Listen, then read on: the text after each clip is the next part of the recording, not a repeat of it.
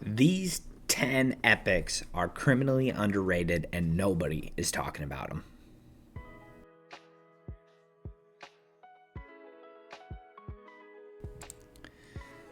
Okay, the number 10 champion on my list, Old Hermit Jorg, a generalist. He's pretty solid in a lot of different things. He's not going to excel crazy in any one area. He's got a burn on his A1, 40% chance. The big increase attack on all allies for 2 turns, and then fills the turn meter of all allies by 20%, and then revives 2 random allies with 60% HP, then fills their turn meter by 40% and places a perfect veil on them for 2 turns. So again, he's not going to be amazing in any one area or content spot, but with a base speed of 104, he is going to be a nice generalist, and he is underrated. Okay, another similar type champion to Old Hermit Jorg, number 9, Hoferes the Tusked. He's a skinwalker. He is going to be another reviver, but the difference is on his A1, he's going to have a chance of stunning. Looks like it books up to 10, 20, 30% chance of a stun. He's going to place an increased attack buff and an increased crit rate on all champions, and then he also has 2 random allies with 50% HP, but then has a 50% turn meter. But then after the revival, he's going to put on a strengthen on all allies for 2 turns.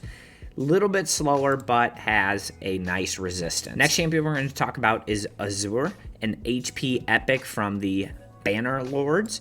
It looks like he has and then attacks 1 enemy 2 times. Each hit has a 30% chance of placing a stun debuff for 1 turn. This chance increases to 100% if the target has an increased speed buff on them.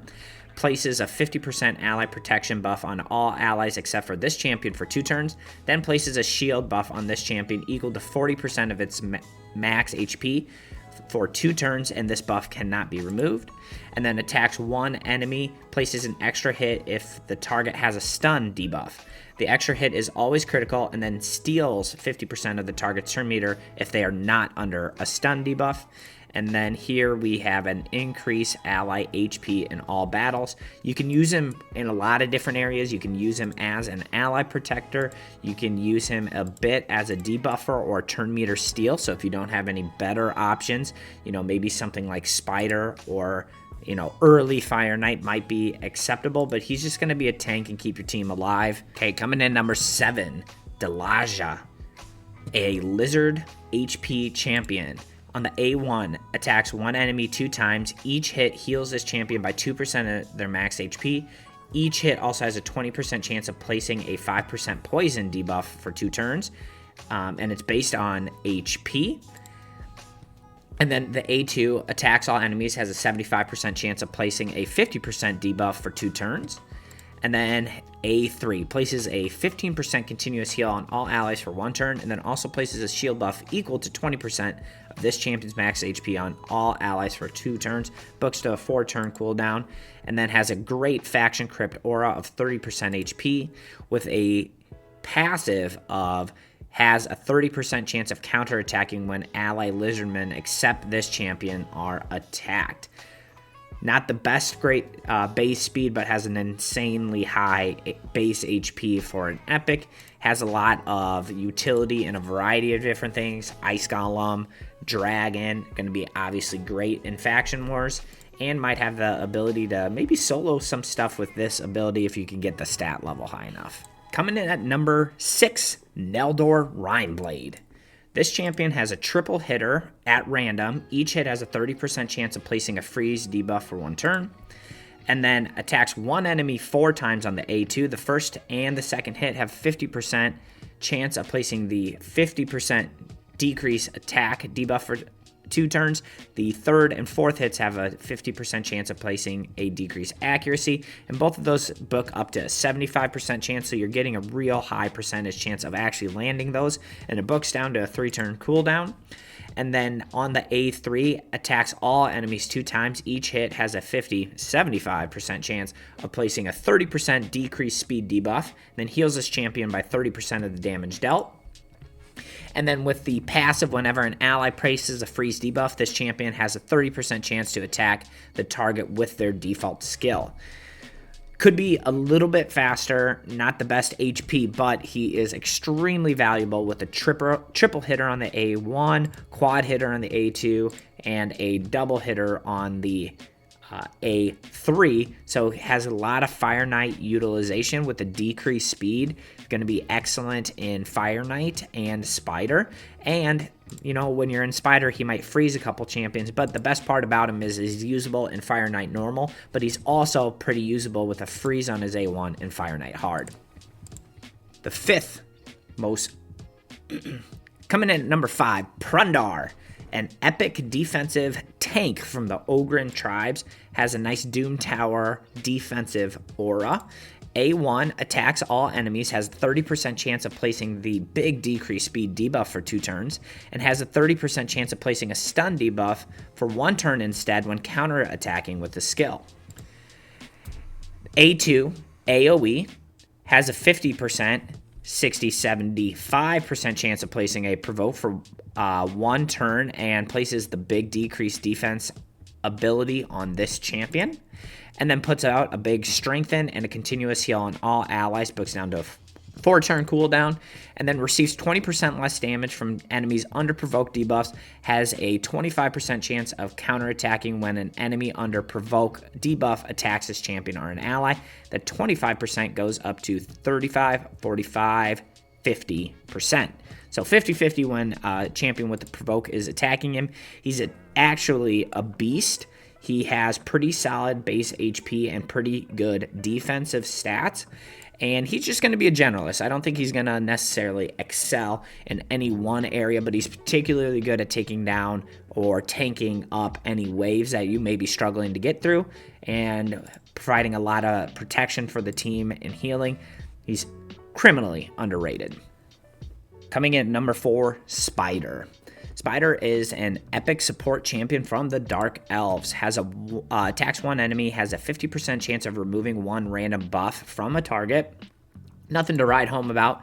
Has an attack all enemy, decreases the duration of all buffs by 1 turn, and has a 50% chance of placing a decrease attack, and that books up to 75% chance. And then has a 60%, 70, 80, 90, 100% chance of placing the big decrease defense on all enemies, and a 30, 40, 50, 60, 70% chance of placing a regular small version of the weekend bet down to a 5-turn cooldown, but has a very nice aura for speed in dungeons by 25%. Pretty slow but good base HP. Build Spider with a bunch of accuracy, and if you're missing that decreased defense and weekend champion alongside a nice little decreased attack and buff strip, super underrated, especially if you're just trying to clear through some waves, dish out some additional damage by having those proper debuffs on the enemy waves. Coming in at number 3 is Filja, an attack dwarf, and on the A1 attacks 1 enemy 2 times, destroys the target max HP by 10% of the damage inflicted, but it can't inflict more than 50% of the max HP. It can't destroy 50%. Has an attack 1 enemy, and it books to a 100% chance of fully depleting the target's turn meter down to a 4-turn cooldown, and then an AoE fills this champion's turn meter by 15% and heals them by 15% if this is a critical attack. And with the passive, this champion has 2 or fewer buffs at the start of the turn, places a 50% increase attack and a 30% increase crit damage buff on this champion. Champion hits a little bit harder than you think it would. Pretty solid speed for what they're doing, having the ability to boost its own turn meter a little bit and steal the turn meter. It's going to have early game application in Spider and Fire Knight and really anywhere where you can steal the target's turn meter. Coming in at number 2, Golden Reaper. Golden Reaper is a Night Rev epic support champion, has an attack 1 enemy, has a 30% chance of decreasing the cooldown of 1 random ally skill by 1 turn. That actually goes to 50%. On the A2, AoE has a 50% chance of placing a 50% decrease attack debuff for 2 turns, decreases the turn meter of each target by 20% if they are not under that, and it looks like that 50% goes up to 75%. And then the A3 places a 30% increased speed buff on all allies for 2 turns, and then also boosts their turn meter by 20%, down to a 3-turn cooldown. Pretty good base speed at 111 and pretty solid HP. Champion's going to be able to be utilized in a variety of different ways. Obviously, he's going to be a faction war stud, but then also is going to be able to be used in arena and any wave clearing, anywhere you might need to decrease attack. Her ability to also boost and give your champions extra turn meter and extra speed is going to be extremely helpful. She's pretty generally useful in about any content that you're trying to go fast. And the number 1 champion I'm putting on my list, Basher. Has an A1 75% chance of placing a weakened debuff for 2 turns. AoE, increase the cooldown of all the skills of each enemy by 2 turns. And then on the A3 attacks 4 enemies at random and has a 100% once it's booked up chance of placing a black buff for 2 turns. And then a pretty solid HP all battles 25%. Downside is base stats 95 could be higher. HP isn't the highest also, but this ability skill set is pretty useful. Obviously the A2, putting everything on cooldown for 2 turns, has absolutely huge ramifications in the arena, specifically live arena. If you're missing any of those big end champions that increase cooldowns, and that is just a huge ability if you can go first. And then actually the A3 also has pretty good utilization in Hydra, where you're block buffing, and actually in Faction Wars, it's an absolutely monster ability because you're facing those waves with all the counter-attacking champions, and putting block buffs so they can't even have that up there is absolutely huge. This champion's an absolute beast and totally underrated. Well, folks, tell me down below what you think about my list. Is there anybody that I am overrating and maybe they shouldn't even be on the underrated list? Or is there anybody who I totally screwed over and should be on this list? Now, keep in mind, I'm not saying that these are the best epics. I think these are just some of the most underrated epics that people aren't talking about. Otherwise, that is going to be the whole video, folks. Don't forget to like and subscribe on your way out, and I'll see you on the other side.